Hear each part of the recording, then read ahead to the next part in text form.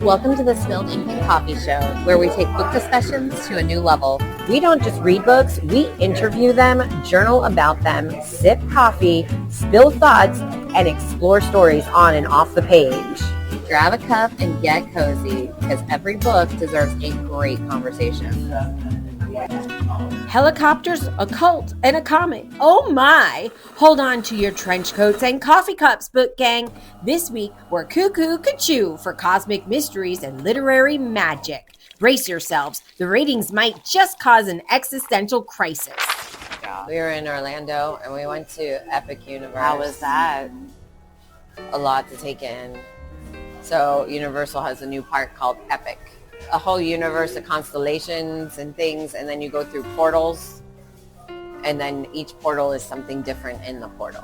I said when I got home, I was like, I think I need to change all the lighting in my house and put the background music on, because there's something about what they did to create this space where I was having an outer body experience, and I feel like I was in a whole different dimension. And when I got home, I was like, crap, it sucks here. Really was. How was that butterbeer crepe? Amazing. It sounds amazing. It was a crepe. There was, yes. So in each portal, the one portal was, I just call it Harry Potter Land. That's not even the name of the portal. It has to, the Ministry of Magic. It's called the Ministry of Magic. It's like Paris. You walk into Paris when you go through this portal. And they had a little Parisian place, and it's only nice to sit outside, and they serve crepes. That's this flavor called butterbeer. We're going to have to watch the movie so that way you know what we're talking about. Okay, but it's good. It's easy movie to understand. Although I did have to binge watch all of Fantastic Beasts to know everything. I did that before I went, because I hadn't seen them. Yeah, those aren't my favorite, but it was cute. I liked it. I got the leafy guy. Oh, he's cute. He's adorable. Yeah. It's not open to the public yet. So it was like a preview to see everything. And Thursday, it was just me and Andrew. But Chris, which you know Chris, ballet cat. Yes. You know Chris. He was there. I said, hey, we're going to be there Friday. He goes, so will I. Oh, cool. So we all hung out together yesterday. And he got to see it during team member preview, because they had bring a guest day. Yeah. So he already knew the ins and outs of stuff. So it was really neat to go with him and see things. But let me tell you, when Andrew and I, the day we went, everything was broke down and busted every moment of every moment. Really? Mm-hmm. Everything. So we went to How to Train Your Dragon show. We're in line. After their first show, we're ready for the second show. Nope, the dragon fell out of the sky, hit the stage, so they shut down for the day. I was like, oh my gosh. So then we go Stardust coasters. They were shut down most of the day. Like everything we kept going to, like we did all the other things that you can do without things being broken. We get to Ministry of Magic, which is a ride. And we got our virtual queue, which is a nightmare to get, but I grabbed it at 4 o'clock. We're in the line at 4 o'clock. We sat through that line for 4 hours. It kept breaking down. Oh, no. They gave us fast passes to get through, to go to it again until June 1st, right? Yeah. So we're not going to be there. Again, it's Epic. It's not on an annual pass, but it was so busted. So then we go to this other ride in Dark Universe. Yeah. They go, they're like, hey, we need you guys to go on a second time. They kept throwing extra people on to go 2 times in a row. We were stuck upside down. 20 minutes is me, Andrew, and 2 other random people in our vehicle, upside down 20 minutes. And we're laughing, and then we're talking about ways they're going to get us out of this predicament. No. Mm-hmm. Oh, that's like my worst nightmare, being stuck upside down. So yesterday when Chris is like, it was hilarious. So then Chris is like, hey, let's go on it. And we're like, oh. But it was completely different. So the 2 times we went on it, obviously things weren't working, because then when we went with Chris, it was like full-blown, what is this? We didn't know half of the stuff. Oh. The Harry Potter show part was great. I don't know what you call that show either. The Arcane 10 one. That show was fabulous. But then when we went with Chris the next day, even though we couldn't go on the one coaster the day before, when we went with Chris, they finally got it up and running. And Chris rode like 80 times, and him and Andrew went. I got on. I was like, all right, this doesn't feel right. I'm going to skip it. Because we had to go through a metal detector before you got on that coaster. Yeah. Thank you. Oh. Hey. Crepe. You don't want anything? You don't want a croissant? Okay. So we did see Train Your Dragon, but it was minus a dragon because it had fallen out of the sky the day before. Ministry of Magic, they said they'd open at 3. We went there at 3, and it was only for people who had the fast passes the day before. And if you weren't at the front of the line, because we debated, do we chance it? Only the first people in line 20 minutes, and it broke down for the rest of the day again. Star Wars, the Rise of Resistance was like that when it first opened at Hollywood Studios. It broke down constantly. Mm-hmm. So it's like wait a year before you do it. I just don't want to wait in the massive lines, and it's going to be hot. So we'll all go to Epic. The carousel is the most amazing carousel I've ever been on, and there's nothing like it in the world. what's it themed after? I'm going to say it's loosely based on constellations, but there's a phoenix in there too, and a rabbit. It's celestial, but I haven't figured out what celestial moment that is. Okay. Because I think every culture has a different version of where they focus in the stars. But you get on these creatures, or you sit in these, like a swan, but there's no swan. As it rotates like this, they have 3 other circles, and they rotate. Everything goes forward and backwards and up and down and spins. No, it's so beautiful in the music. They're going to release the music on an album, and makes sense. Everybody needs to get this music. Nobody knows this thing is beautiful. And one of the 2 restaurants, like all the food's open, but like a sit down, Atlantic, we went and had Atlantic at 8:45 so you can watch the light fountain show outside. Everything about it is truly, it's cool. You can do it in 2 days. So this is The Golem and the Djinni. The author is Helene Wecker. It is a fantasy historical fiction. You listen to it on audio. The publisher is HarperCollins, and it's narrated by George Goodall. Did you like the narrator? I did so much I had to write his name down. Okay, that's why I bring that up, because you normally don't write the narrator down. It's my new favorite narrator. Okay. And this is one of your favorite books of the year. Yeah, I made it into where we're going to go with that. I can't even, it's been a while since I've listened and completed this, and the journey and the emotions in that book is real. It's deep. It's amazing. It's phenomenal. I don't even know. You'd probably have to reread my review in order to get the whole gist of it. I don't know. So this was I remember when you started this one, this was like a 30-hour audio, correct? It was actually more like 22. It wasn't 30. It was an exaggeration. Oh, okay. But it was a long But 22 one. is long. 22 is long. Yeah. So this book I saw at the Colgate University bookstore in the translated section. It is a translation. And I took a picture of it. And then the book is like 9 million pages. I was like, I'll listen to it. And I did the sample, loved his voice, and so I did it. And I was hooked right away, and it was because of his voice. What stood out to you? Like what besides the author, like what about the story grabbed you right away? We're constructing a golem from clay. Okay. This old man who wants to journey to America doesn't want to be alone in this world, but nobody will marry him because he's like, ancient. And he goes to, just for a lack of better word, but a shaman or a wizard or somebody in the community of dark religious arts, and says, here's all my money.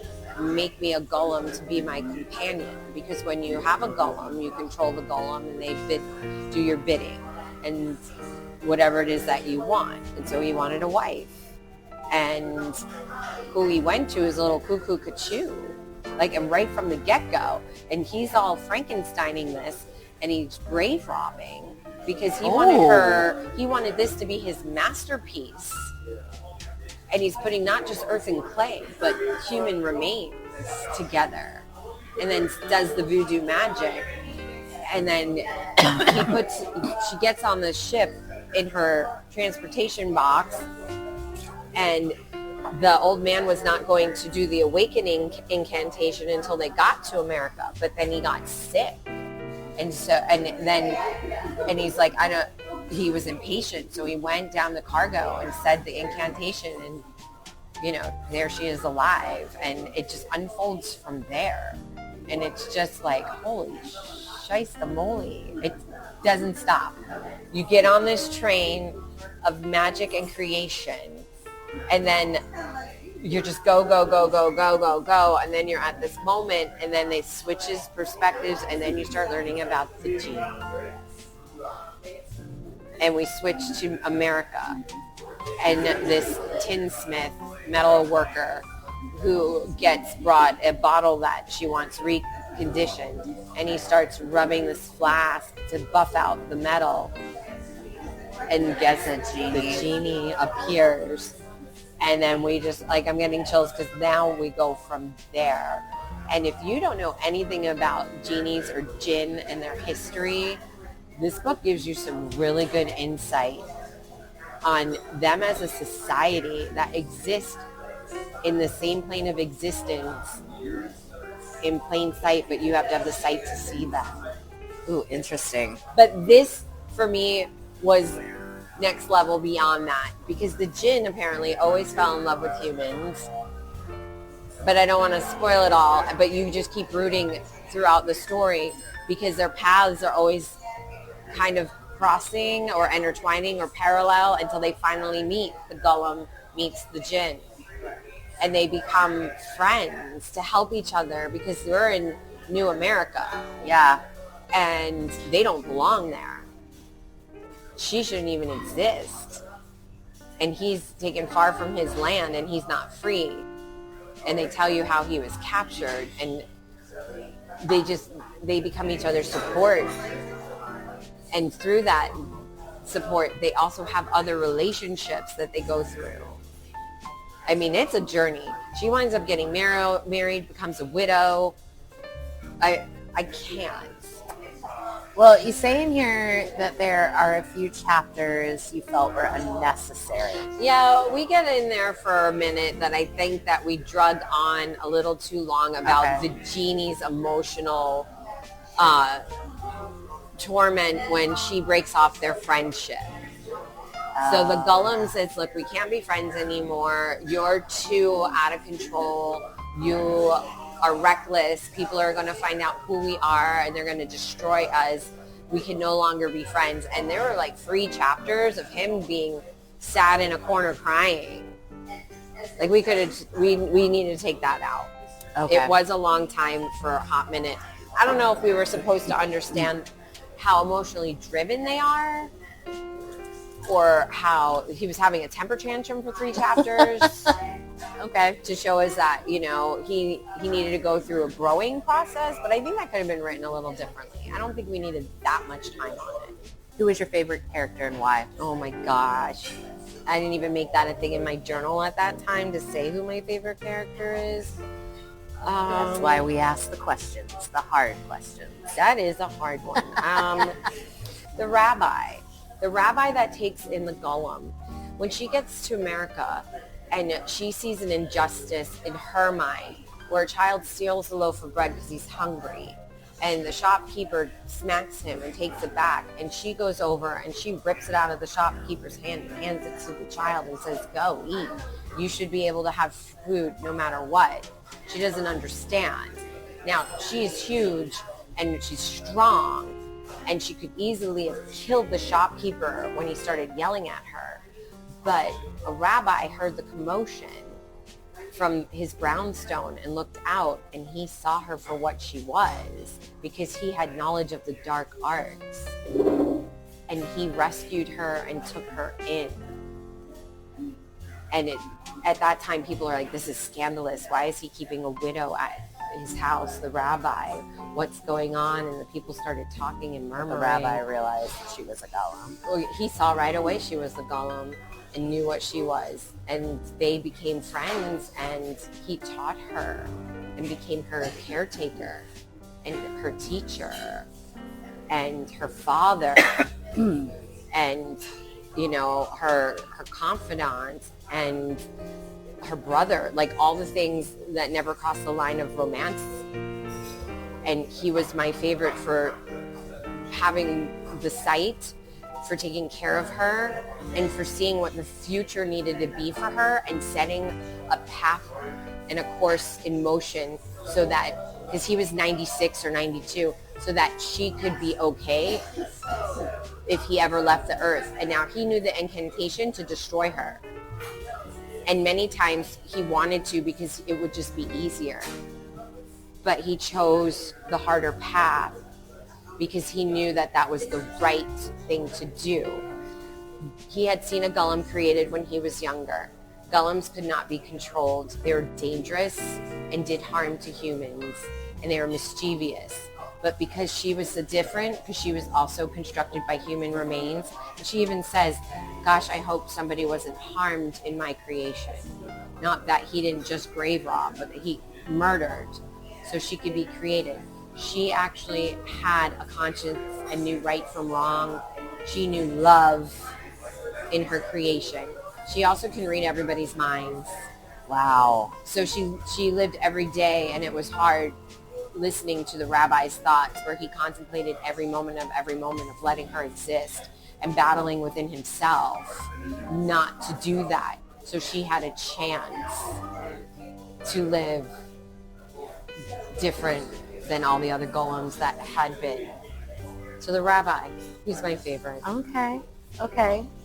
Have you read anything else by this author? No. I saw that there is a sequel. I didn't even know there was going to be a sequel. It's a continuation of the story. It's on the list. Okay. It's a continuation. Are you going to read it? Okay. Yeah, I have to because of how it ended. And the story of the Golem and the Djinni continues. And I can't wait to see where it goes. Because I was rooting for the two of these to get together. Okay, so would this make a good movie or TV show? 100% either one. But careful attention to detail. This can't be just whipped out in a 5-second whatever. Yes. Who would you cast as the Golem, and who would you cast as the Djinni? Absolutely nobodies that are up and coming. Otherwise, Okay. I don't think you would fall in love with both of these characters and their authenticities. Maybe a big name for like the rabbi, maybe a big name for the rabbi's nephew. You know, all the supporting characters, probably somebody who had a big name. I'm trying to think like who would be a good rabbi. Actually, I will also retract my statement just briefly because Hugh Jackman would make a kick-ass Djinni, actually. Okay. He would also make a great rabbi. Like, I think if you put him into this and you put the production quality behind it, I think it would be fantastic. I do think the Golem needs to be a no-namer, up and coming, somebody who's on the edge of So breaking it's through. more about the story Yes. than about the hype of the actor. Right. Yeah, I still stand by two randos and put the big names in the supporting characters.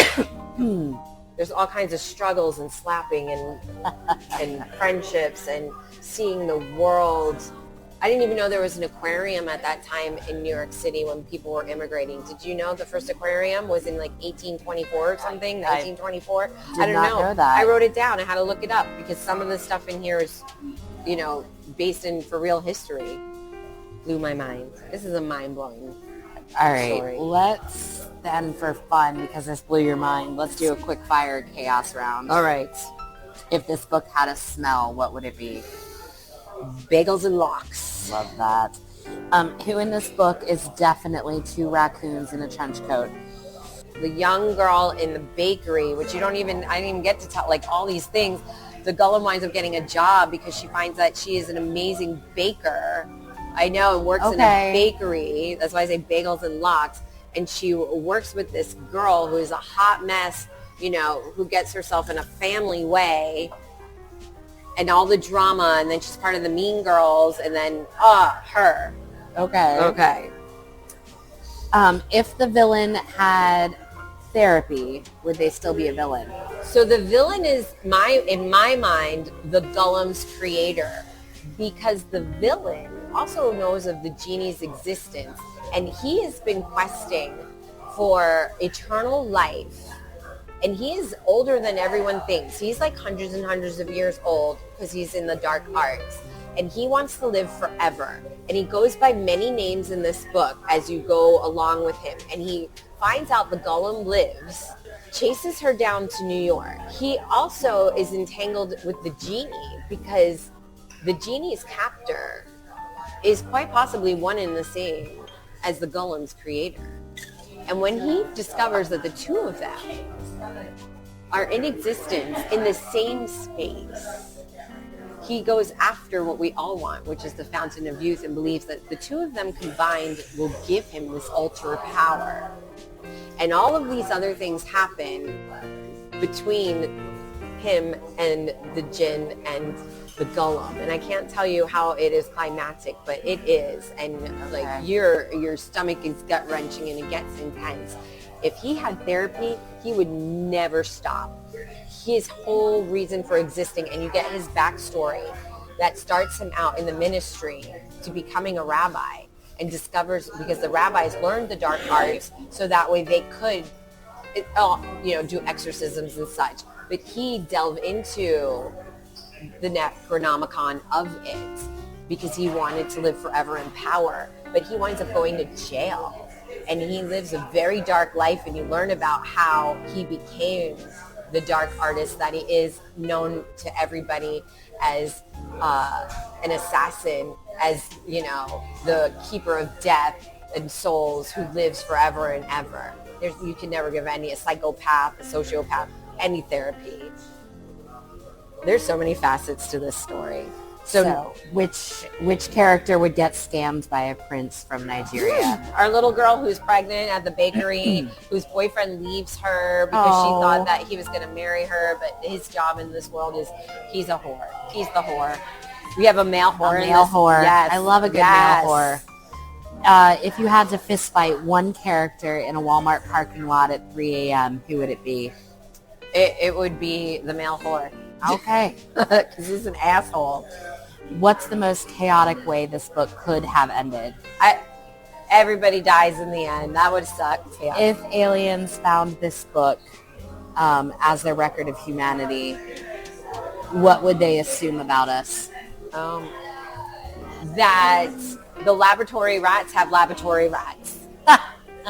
I hope everybody understands that connection. But if you believe that we are the laboratory rats of the aliens, then the aliens would look at us as we're like messing around with making golems and genies and mixing them together so we can live forever. So the laboratory rats have laboratory rats. Okay. Rename this book in 5 words. I'm enjoying watching Casey count on her fingers. I don't know where else to go with this. Oh my gosh. This one is a tough one because you could go everywhere, and I only have like 5 words or less to rename this book. Well, and the book is 5 words. So. Right, so that makes it even harder, but I think I'm getting stuck on the last one because it's actually 2 words, but I can do it in 6, guys. Okay. Laboratory Rats on Ice Part 1. Okay. That's the best I got. Laboratory Rats on Ice Part 1. That's good. I do recommend this book. If you love and you love fantasy and you love, twists and turns and on the edge of your seat and you can't turn the audio off, then this is for you. Everybody would enjoy this book if you love feeling that way. I can't wait to read the next book. All right. So what's, this is the last one we're talking about for you. So what's up and coming for you?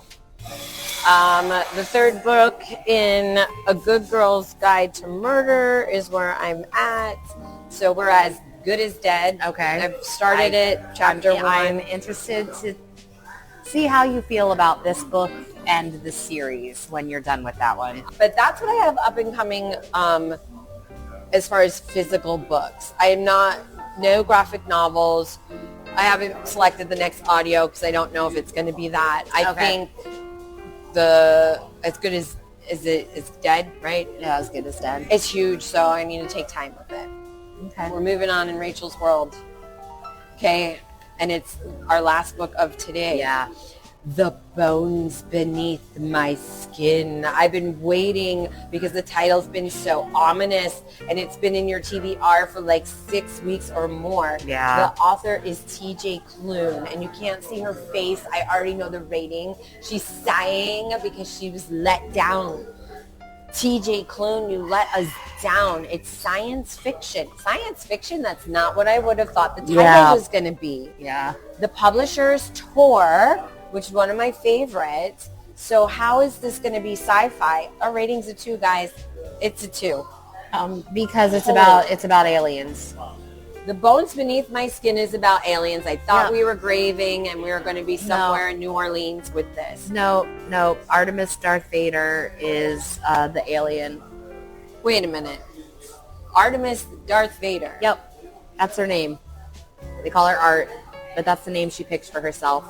Artemis Darth Vader. I want you to pass me this book. I can give it to you. I want to read this so I can see the words Artemis Darth Vader in print. Yeah, you'll see it several times. Cannot wait.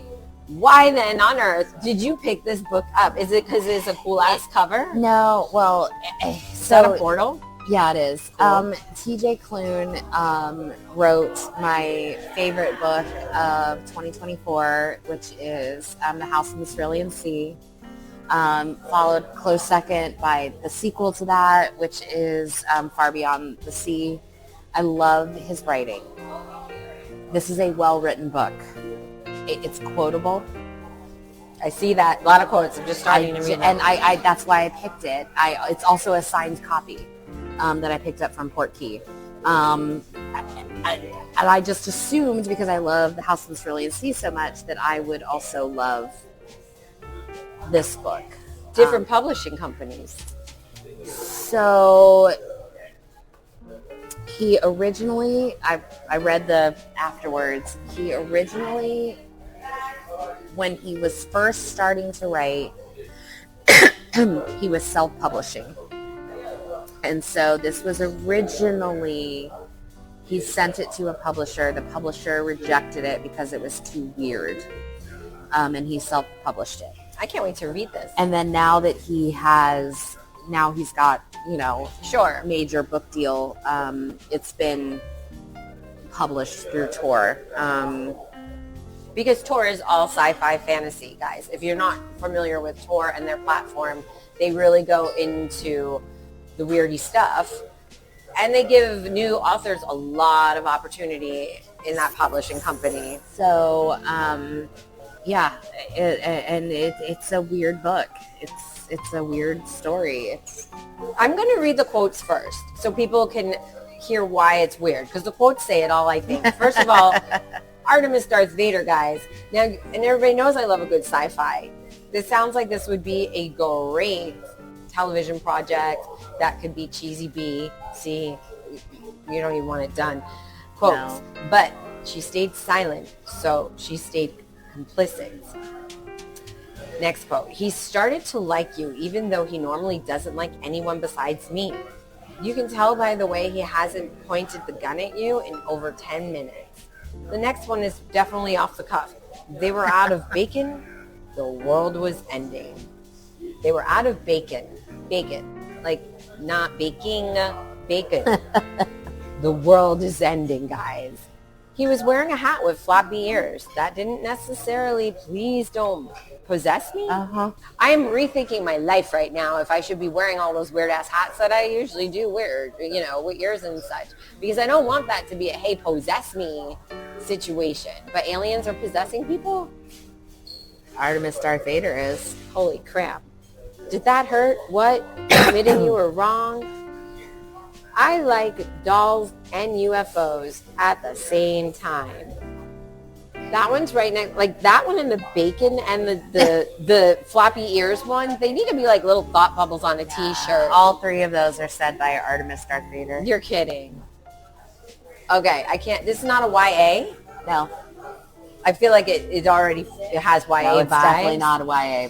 We're Definitely not alike, YA. not really. We're separated by time and space, and yet somehow we're all just made of dust and stars. I mean, Artemis Darth Vader's a female alien? A sassy queen? Okay, no. she is an alien that is inhabiting the body of a 10-year-old girl. I'm dying because I'm pretty sure that, oh my God, it's like got all those like Friday Night at Freddy vibes. Like I know, and I've only seen like one situation with that, or Louise from Bob's Burgers in an alternate universe, Rick and Morty vibes. Like I'm just going through all the things. Cowboy Bebop, and I know you don't know what that is, but I feel like these are all those cheesy moments. Maybe this would be a good anime. No. You don't even think that?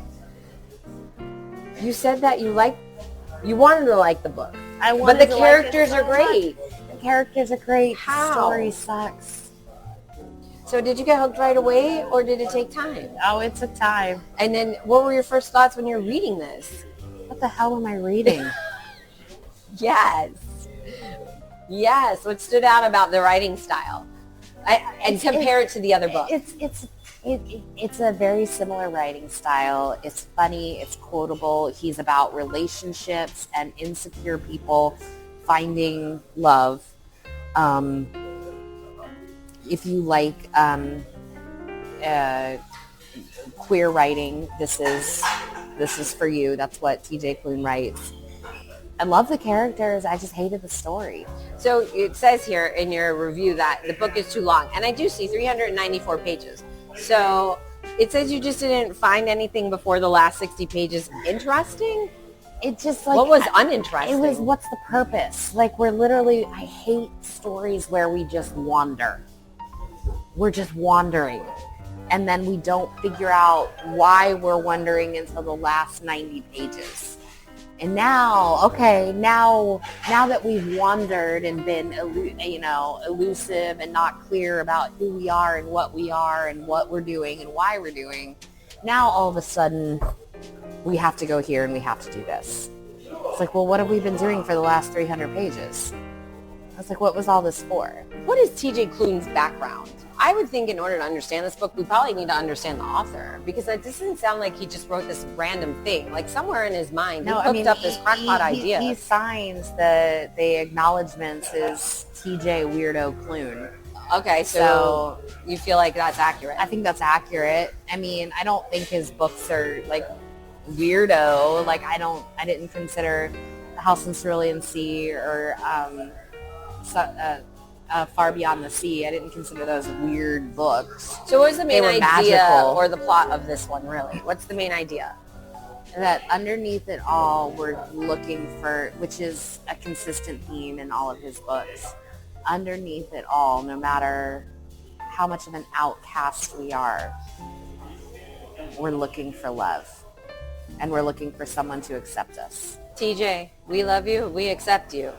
And if this is you reaching out or trying to get your emotions out on your feelings. This was when he tried to self-publish it or did self-publish it. It was written before House in the Cerulean Sea. Right, and I understand. Yeah. So this is definitely one of his early works that has been re-released, is what I'm gathering. Yeah. However, I can't wait to read this one. I'll bring it next week. I'm interested to see your feelings Me on too. it versus how I felt. And two, I always think when I really don't connect with the story, I always kind of stop and think, okay, what's going on in my life right now, or as I'm reading this, it's making me not connect with it. So I was struggling to get through this while I was in the middle of massive rehearsals for Dial M for Murder. So I was reading it in 10 and 15 page grabs as I was falling asleep at night, just because I have to read. But this is also not your genre that you typically go to, which is nice to see you branched out. It's the first sci-fi book I've read this year, but it was an author that I love. So I thought it's okay. I'm going to love it because it's an author that I love. Yes, I can't wait to read this. Which is again why it's like it's one of those things with it's an author that I love and I found it so quotable. Why did I give it 2 stars?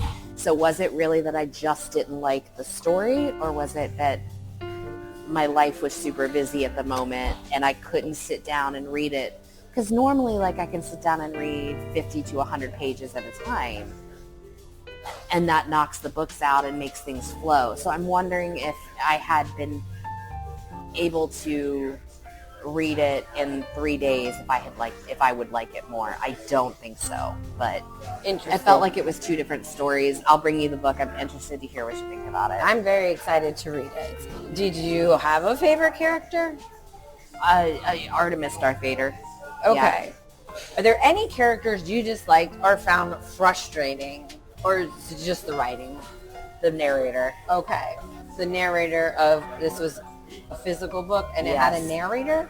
Well, I mean, Nate's telling the story. I see. Okay.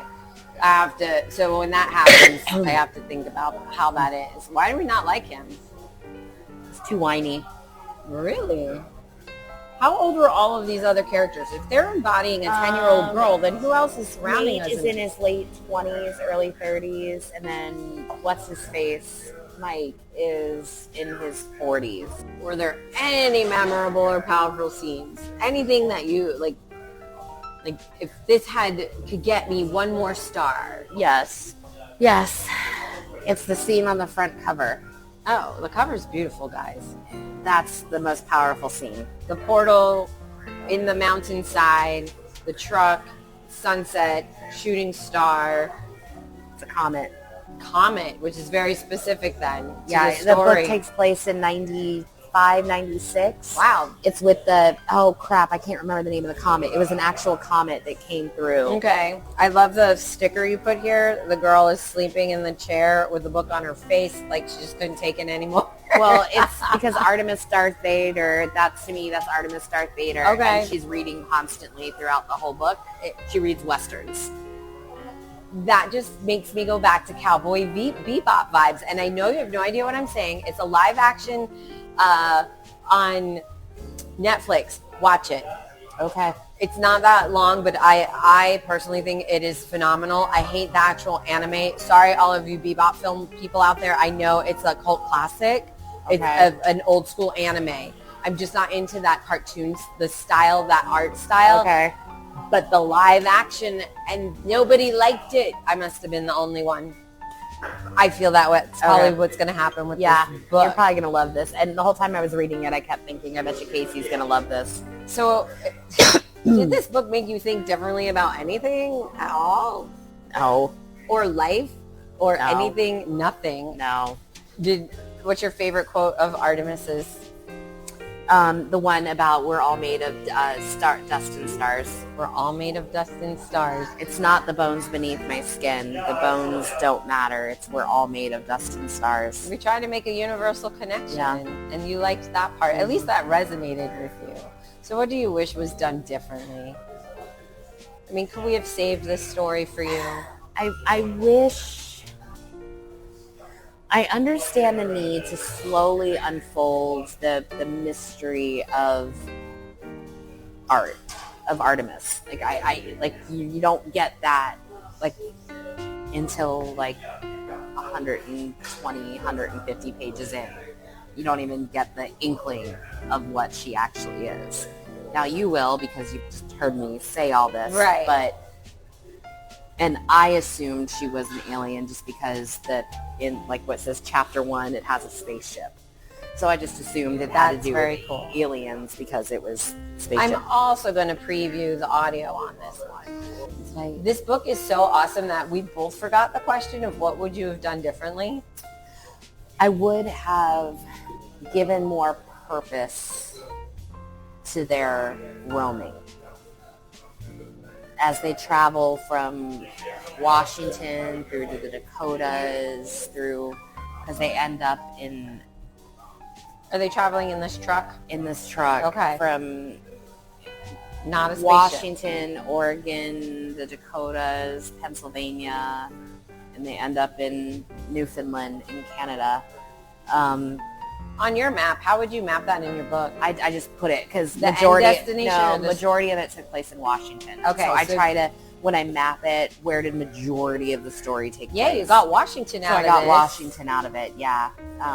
There's a positive. Yeah. I'm going to explore the audio on this and see if anything else is different than with the I might actually audio and physical tandem this one and see what happens. Put some music in the background. There If you I go. did drugs, it sounds like I should do that, but I don't. 100%. But Yeah. I don't do drugs. So guys, we're just going to have to make it happen that way. Well, I'm so excited. How does this compare to others by the same author, same in the same genre? Interesting. We already talked how it compared to their other books. How does this compare to other sci-fi books? Because it's in the same genre. So the only other sci-fi books that I've read are Star Trek books. It doesn't compare. So I Never can't mind. compare. They're two totally different Apples and sci-fi. oranges, yeah. Like, yeah. Do you recommend this book, and why or why not? I guess if you like sci-fi, you really like sci-fi, give it a shot. He's a great writer. I just didn't like the story. Will you read more? Of, Absolutely. Okay, from him. Okay. I think that's great. Do you think this could be a TV show or something? I don't. No. But I'm not interested in it. I wouldn't watch it. I think this one is the quick fire chaos. for Probably. Sure. I love it. Quick chaos questions. If this book had a smell, what would it be? Bacon. Who in this book is definitely two raccoons in a trench coat? Artemis. She's literally in something. If the villain had therapy, would they still be a villain? Who's the villain? The government. Wow.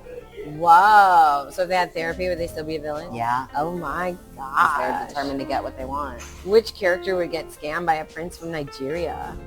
Artemis. I just feel like I can't wait to get to know her. If you had to fist fight one character in a Walmart parking lot at 3 a.m., who would it be? Randy, the water guy. Who's Randy the water guy? He's the government. I don't know about anybody else who's listening, but I'm totally intrigued. I'm not going to say anything else. Okay, good. I'm glad. What's the most chaotic way this book could have ended? I don't know, man. It was pretty chaotic. Dude. So what's the most normal way it could have ended? Let's go with that. Okay, so here's the thing. The last chapter of the book was chaos because it involved helicopters crashing, a cult, and a comet. That's chaos. But then the epilogue, which is the actual ending of the book, was peace and calm and love. So you had two endings, basically. So it already ended chaotic. There's no new chaotic ending. It just ended A Black that way. Hawk crashing, a barn burning, a comet, and a cult. The cult is the thing. All I'm like is the answer is no. The cult. Got it. So it ended chaotic and it ended normal. So this, the only way this book could have ended, it already did. Yeah. Wow. I feel like that this book is the portal. If aliens found this book as their only record of humanity, what would they assume about us? They knew about us all along and didn't tell the masses. Rename the book. 5 words or less, Mad Lib style, or at a drunken party. The renaming the book part is hard, people. This is like a real thing. You guys try and rename books. Always have to have bacon.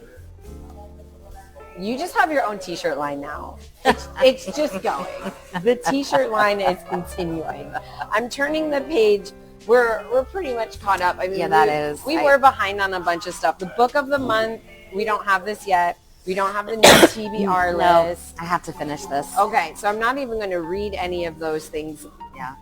Even though we don't have to be read. What do you have up and coming? What are you in the middle of? So I am listening to another arc from NetGalley. This one just like fun and silly. You are getting all of these. Are Yeah, you getting backlogged? I soon? am. I am backlogged actually. I've got like 8 on both platforms. So I've got Death at the Highland Lock by Lydia Travers. It's just I read this as this. It's a series, but this is So this is a thriller in Scotland? No, it's a fun murder mystery. Okay. Is what it is. It's a Lady Poppy solves murder mystery, solves Okay. murders, Lady and Poppy. and it's just it's fun. Okay, Is- can't wait. That's all that is. And then I finally got on my TBR. I'm halfway through it. The Last Bookshop on Earth What?